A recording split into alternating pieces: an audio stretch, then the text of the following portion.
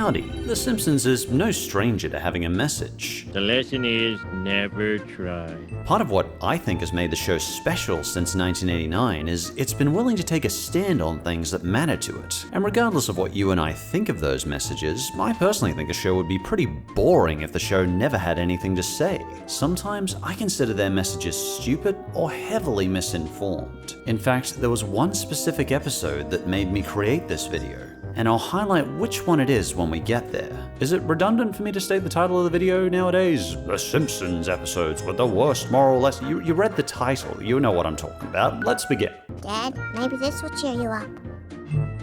Let's talk about the Crayon in the Brain episode, aka Homer.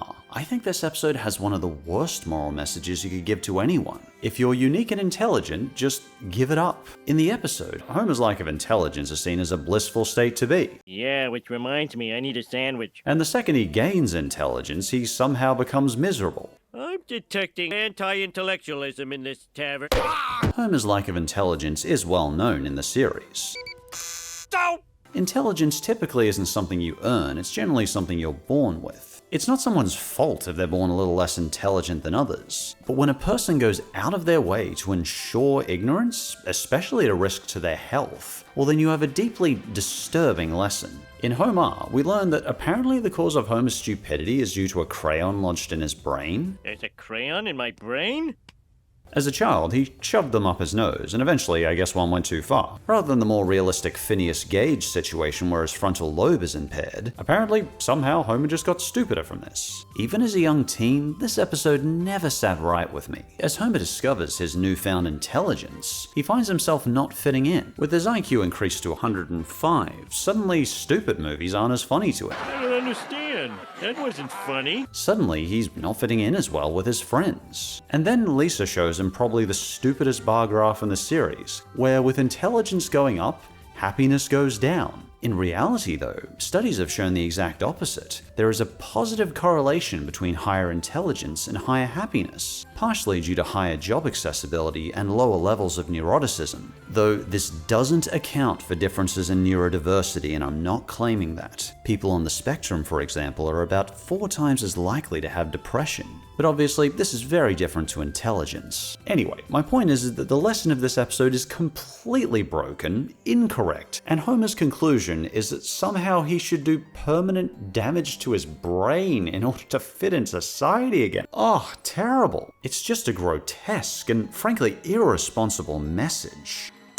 Extended warranty? How can I lose? The scene with Moe hammering the crayon up Homer's nostril genuinely makes me cringe even to this day. Ugh. And this shows that Homer could have been smarter and given Lisa a freaking friend in the family who she relates to. I always dreamed you'd be my library buddy. Get out. No, really. But he chose to intentionally make himself stupid because apparently that makes him happier in society? Intelligence is always an incredible gift.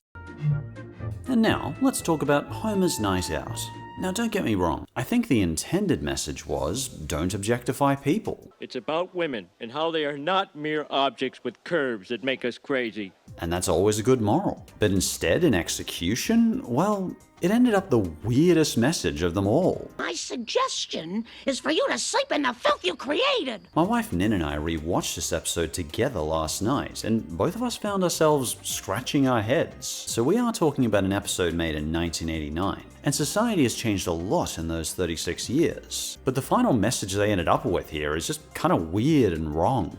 Come on, Marge. Please forgive me. In case you forgot, or maybe never saw season 1, Homer goes out to a bachelor party with a bunch of his work friends. At this party, there's an exotic dancer who, gasp, Homer dances next to. And when you look, he doesn't even touch hands. They're not even technically dancing like a ballroom dance. He's not even dancing with her.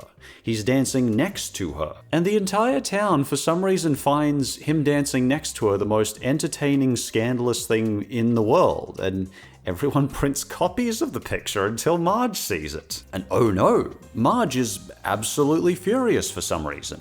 Why?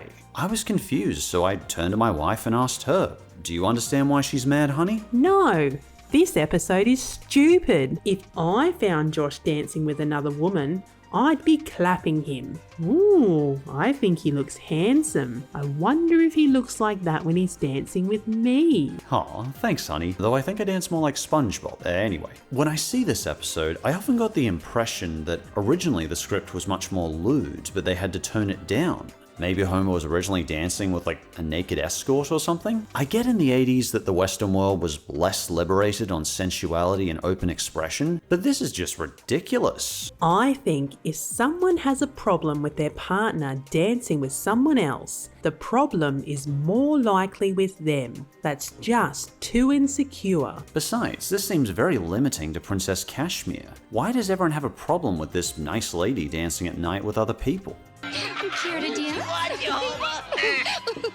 Also, most boring school and workplace ever, if this is somehow an interesting photo. Bikinis are more revealing than this. Many women wear bikinis at the beach. Why is this so crazy? Though it's kind of quaint in a way, because this is the equivalent nowadays of a viral image. Probably the funniest part of rewatching this episode for me was Nin's random outbursts while we were watching it. I want Bart to see you apologize for the way you treated her. The way Homer treated her? He danced with her, and she was paid to be there. What a stupid punishment. Maybe this will cheer you up. Let's talk about Homer the Heretic. When I asked Lydia for suggestions for this list, this episode was her main suggestion. She said that in the episode, Marge tells Homer that if he doesn't go to church, she will tell the kids that he is evil. They'll have to tell them their father is, well, wicked. And Lydia felt that Marge trying to turn the children against their dad just because he doesn't want to go to church felt messed up. Honestly, it's one of those episodes I rarely have ever watched over the decades, so I forgot that line, but I agree, it doesn't seem fair. When I was a kid watching Homer the Heretic, the line that I personally remembered most was when Marge said to Homer she's never going to choose him over her faith. Homer, please don't make me choose between my man and my God, because you just can't win. As a kid, it broke my heart to hear that. It reminded me of the Bible's Genesis 22 when Abraham is willing to sacrifice his son Isaac to his God. When I read it as a kid, it was one of the chapters where my kid brain just said, that isn't right. Personally, I'd kill a god to save my family. I mean, sure, the Flanders also call Homer a heathen and try to convince him to go back to church, but it's all very tongue-in-cheek, and it felt more in character for Ned. According to Al Jean in the episode's commentary, the Simpsons staff made this episode because they got a lot of praise for when Homer stole cable, which was based on the Christian Bible's 8th commandment, thou shalt not steal. So they thought, why not base an episode on the 5th commandment, honor the Sabbath? In case you forgot, the episode is basically Homer decides to stop going to church. I'm never going to church again. And most of Springfield is various levels of horrified. But near the end of the episode, the Simpsons' house catches fire. Ned saves him and Homer decides to go back to attending church. Honestly, I don't hate the episode in general, as I think they try to give a bit of Homer's perspective too, not just the perspective of the church attendees. Like when Homer says, And what if we pick the wrong religion? Every week we're just making God madder and madder. even if that seems silly to you, that's also looking through his perspective. Another thing Al Jean said in the episode's commentary was, the Simpsons' house catching fire is meant to be implying that the Christian God is taking direct action against Homer in the episode. But they also mention that the moral message takes a much stronger religious bent than the writers themselves take in their personal lives. So I don't think the episode is a reflection on the writers at the time. I don't know about the current Simpsons writers in 2025, but in 1992 they were mostly ex-Catholics. And even if the episode's message doesn't sit right with everyone, it still has some very funny moments. Like the Hollywood-style driving chase scene when Homer tries to escape the Flanders, or just about any scene with Homer at home alone. And the Garbage Island line always makes me laugh. I don't know why. Where are we going? Garbage Island. Must be the good comedy timing or something. I drank this much. Our next choice of terrible moral lessons is Codependence Day. This episode was recommended on my Blue Sky. And yeah, the moral message of this episode is concerning, to say the least. But the episode is self-aware at the time that Marge and Homer are in an unhealthy relationship. Oh, this is a new low for me. But the end message seems to be codependence can hold a marriage together, which I don't think is a hot take for me to say that's a really bad message. In the mid-seasons of Simpsons, this was more of a theme, but it is also something the show has worked to fix in more recent episodes. Nowadays, they show Marge and Homer have similar interests and genuinely have some good chemistry together, which is honestly much more pleasant to see given how much of the show is based on us wanting for them to stay together. If you don't remember this crappy second-rate episode, well, I envy you. Homer and Marge start drinking together. Marge has a good time, but eventually she gets too wasted and Homer frames her for a DUI. Friends don't let friends drive drunk. After she's put in rehab, Marge discovers this, but decides it doesn't matter because she likes spending time with Homer. Yeah, Jims and I have already mentioned in the video what a lousy episode this is, and the message just makes no sense. While it is wonderful when we can love a person, complete codependence is very unhealthy in a relationship, and I think keeping that little space and independence is very important. I don't know if there's an unpopular opinion, but I personally think it's better to be alone and independent than with someone who hurts you or you're completely dependent on. Being on your own is not a bad thing, especially when you don't have a respectful relationship where things are equal and loving. If you don't feel comfortable alone, you should get a pet, like a cat. Maybe not as many as Eleanor, aka Crazy Cat Lady, but you get the picture. Our next Simpsons episode is Todd, why hath thou forsaken me? You're unbuttoning your shirt, Mr. Simpson. What does that paper say? This is quite late Simpsons season, so I hadn't seen the episode till it was suggested to me on Blue Sky. But when I did watch it, the message did bug me. And apparently because I enjoy getting dislikes on my videos, I decided to talk about it here. In the episode, Ned Flanders kicks his son Todd out of the house because he stopped believing in the Christian God. Why'd he stop believing in his God? Well, his mother Maud is dead. I'll get to the actual message here in a second, but I've tried very hard and very unsuccessfully in this video to not discuss religion. But it is impossible in this episode to not see how choice of religion can affect family relationships. Some people might call this barbaric, but sadly, it does happen. I've seen it happen in real life many times. In fact, I used to run a humanist support group for people who did leave their religions and were abandoned by their families. This included people from multiple religions, such as Islamic beliefs. Anyway, context explained. There's actually things I do like about this episode, in that it paints Todd as a real person. For so many years, all we got were these mindless, yay kids doing everything their dad says without question.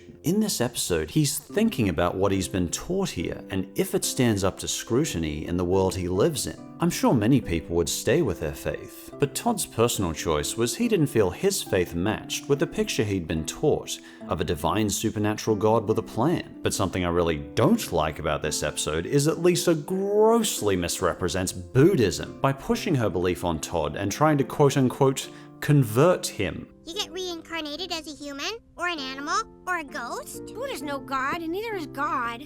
Don't worry, I'll get him. In the story of Buddha, Siddhartha didn't ever force his beliefs. Buddhism is a personal journey and Buddha admits to this. The guy basically says to his followers, this is something you can choose to follow if you would like to. I think it leads to mental peace, but you decide. He doesn't demand people follow him under threat. Did the writers even look at a Wikipedia article for Buddhism before writing this? The whole freaking point of Buddhism is about the personal journey. Buddhists believe that nirvana is reached by breaking their believed cycle of death and birth, not by strong-arming people into beliefs. Okay, my personal nitpick aside, what is the moral message here? Well, the problem happens after Ned suddenly dies. Todd decides to try praying and magically, Ned just comes back to life. Obviously, I'm glad that Ned came back, but to me, this is a confusing, kinda bad message. From my understanding, the episode is saying by believing and praying, Ned came back to life. So why didn't that praying work when Todd's mother died? See, this is the problem, it's a slippery slope. Are they saying Todd just didn't pray hard enough? Is the message saying that Maud not resurrecting is Todd's fault? If Todd prayed hard enough, could he stop the 7,050 children dying in South Africa every day? Could he save the woman or girl killed every 10 minutes by their intimate partner or other family member? Stats from Human Sciences Research Council. My point being, are they saying if Todd had chosen to remain an atheist, his dad would have died? That seems a little insulting to atheists there,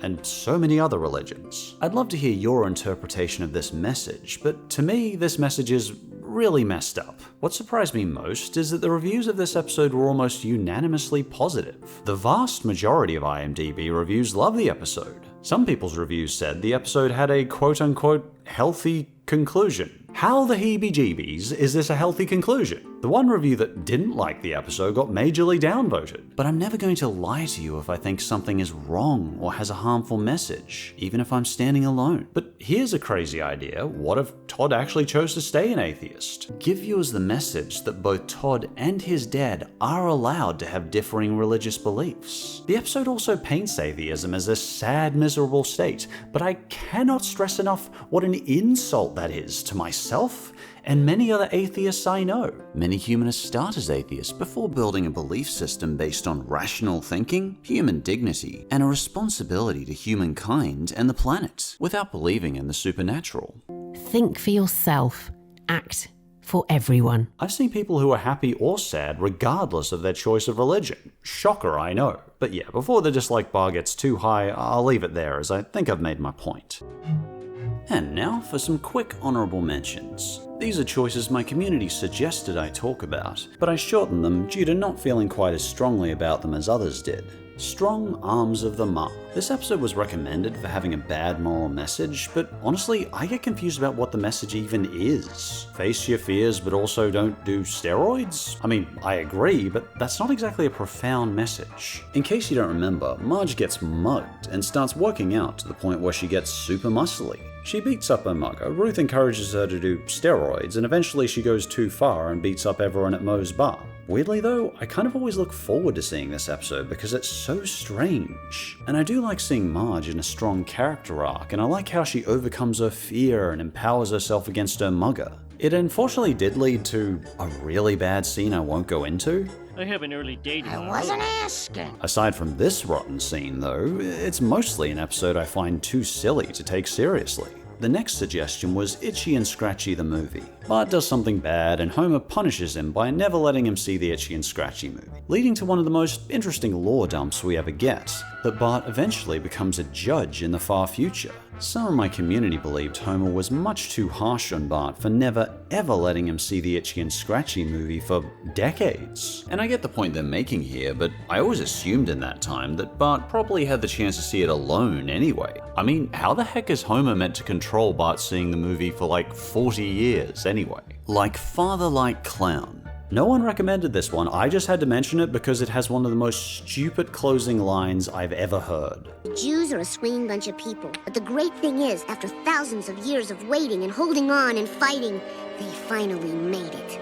Comedians can be very thoughtful and insightful to who we are. What is this stupid crap? How did that line convince an old rabbi to stop disowning his son? Anyway, honorable mentions done, let's move on to our final choice. I didn't say stop. And our final choice is from Season 20. The Good, the Sad, and the Drugly. Welcome to the reason I made this video. This episode is quite possibly my least favorite Simpsons episode in the entire series. Yes, I prefer Lisa Goes Gaga over this. If you're familiar with my channel, you might remember I'm very protective of people struggling with mental health issues like anxiety or depression. I was particularly well known 10 years ago for getting really upset about a Family Guy episode that was just had a really tasteless joke. And the main two charities I do live streams for are AFSP and the Trevor Project. So if you know this episode, you can probably guess. This episode bothered me a lot. I'm going to try and be my usual calm and collected self, but this episode's moral message is so reprehensible, so horrible, that it has upset me since I first saw it 16 years ago. I don't know if there's any Simpsons episode that makes me as angry as this. Lisa Goes Gaga doesn't bother me nearly as much as Drugly, because at least it's not sending an absolutely rotten, misinformed message to a wide audience. Lady Gaga got a badly written Simpsons episode dedicated to herself. Big whoop! The real person is lovely and has their own charity for mental health. But what happens in The Good, the Sad, and the Drugly to get me this riled up? Well, Lisa feels upset about the current world situation. Perfectly understandable. So the adults around her treat this as quote-unquote depression. And we have a new drug to combat this syndrome. Ignore it all. A real psychologist puts thought and assessment into diagnosing a person's depression. And it takes a psychiatrist, a medical doctor who was also trained in psychology, to even prescribe medication at all. Then the episode treats antidepressants like something that makes people hallucinate the world as perfect. Hello, smiley face. Hello, smiley face. This is so grossly misinforming for a show as influential as The Simpsons. I have no doubt this episode contributed to the widespread myth that medication is a quote-unquote easy fix. According to Brown Health University and the AFSP, 132 Americans die per day of self-harm. On that first airing, this was watched by 6.5 million Americans. It's safe to say many more people have watched this episode to this day, and The Simpsons told every single one of them they are ignoring their problems by taking antidepressants. It boggles my mind how a show that is seen as genius for at least the first 10 seasons, that is so known for being intelligent and thoughtful, would send misinformation about medication for helping people with depression. Words do not describe how furious this episode makes me. Random point here in the episode. Why the ominous music when Lisa goes to a therapist? We believe Lisa is suffering from environment-related despair. Did the Simpsons writers even look up a basic Wikipedia article on antidepressants, or even know what a selective serotonin reuptake inhibitor is? Whew. According to Dr. Serrani, a psychology professor at Adelphi University, antidepressants are not quote-unquote happy pills. Unlike drugs like amphetamines, they don't induce euphoria. They simply reduce the symptoms of depression. The goal is simply to improve your well-being. For some people, medication can ease their anxious reactions just enough where they can get out of bed or leave the house. You know, these little fellas help me get through the day.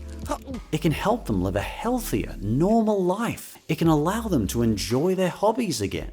It can help them spend time with their friends and family again without it being exhausting.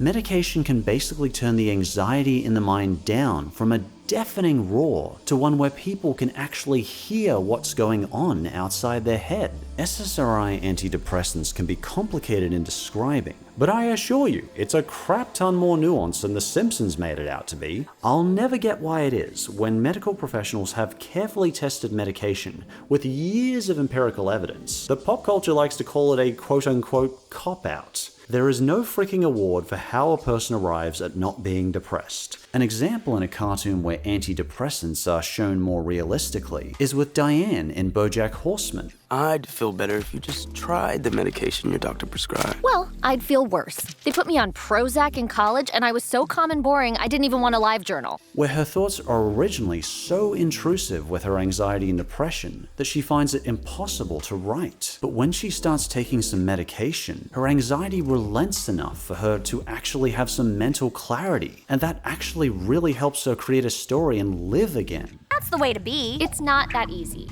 Yeah, I know. But wouldn't it be nice if it was? And even the main story of the episode is stupid. There's a story about Bart getting a 5-minute girlfriend and betrays Milhouse. Milhouse sabotages them, the girl leaves Bart. It's miserable and not even remotely funny. Who gives a crap anyway? They're telling depressed people that antidepressants are ignoring problems. Shame. Shame. Looking at the reviews, somehow, no one has ever called The Simpsons out for this trash. I could only find one comment from a person on a YouTube clip of the episode who actually pointed out how incredibly damaging this episode was. I think more realistically, if Lisa had gone on antidepressants and was depressed, maybe the antidepressants could have helped her continue her activism and protest global issues she's clearly concerned about. But she might be able to do it with a clearer head, without intrusive anxious thoughts being as crippling as they are to many people with depression. Dr. Serrani discussed this myth too. Antidepressants cannot change who you are. Your personality always remains intact. Medications ease depressive symptoms. This can improve your thinking, judgment, and reasoning. This can make it more productive for you to problem solve and address life issues. So in fact, if Ignore It All was a real antidepressant, it's not even a clever name, it's just stupid. The medication might have helped Lisa better solve her personal challenges. A person is not their mental illness. You are less yourself when you are frequently clouded by anxious thoughts or can't find any motivation. With or without medication, Lisa will absolutely still have those same thoughts. But her fear of those thoughts might not be so bad it stops her from living life. Instead, she can acknowledge those thoughts, act upon them if she wants, and move on with her day. The gist of Lisa's final moral is, you can't run away from your problems, see things as they are. There's so much to unpack here, but I'm on page 3 of this segment, so I'll try and summarize. Firstly, climate change is not solely Lisa's problem. I would argue it's much more the problem of large businesses and politicians than it is her problem. Secondly, Lisa taking antidepressants when anxiety is crippling her to the point of her seeing everything as pointless is called facing her problems. Lisa going medication-free when she's too miserable to do anything is far more running from her problems. Like Diane, Lisa deserves the clarity of mind to actually keep living. While obviously, medication isn't always the correct treatment for every person with depression, it's an important option for so many and should never be treated as ignoring. Thanks for humoring me and listening to my discussion on this. I know I'm running over time with this segment, but this really hideously damaging message is the whole reason I made this video. And if you've got another opinion on these episodes, or maybe you think there was another Simpsons episode with a not so good message, feel free to leave your thoughts in the comments below. Thanks for watching, and I hope to see you next time. What? And thanks to my bosses on Patreon and members who kept my lights on for another month. My time has passed, so I take every continued month here as a privilege I get from patrons. I'll be here as long as I'm able to be. Someone joked in the comments patrons will keep me here until I'm 90. If that happens, I will be very happy. Thank you. And an extra thanks, of course, to these patrons here. Maybe we should sing the patrons today. Anna Jones, or Stesmic, Angel, Angeline, 3 Cat Day, Fractal, Katie and Dalton. It's great to see you again. Katie and Dalton, the furry of fury, Miss Arceus, Joseph Bowers, Jordan McCann, Chandler Amethyst, Megan Bruns, the Hug Wizard, Rayan Graves, Saturn Yoshi, William Johnson, Erdassin, Indie 2. Where is this intonation going? I sound like marbles bouncing down the stairs. Joe Ferry, Mewtwo, Shadow, FNAF Girl, Checkered Omega, and of course, Han Pan. I'll put out another poll shortly for you to choose another video. Oh, so cute.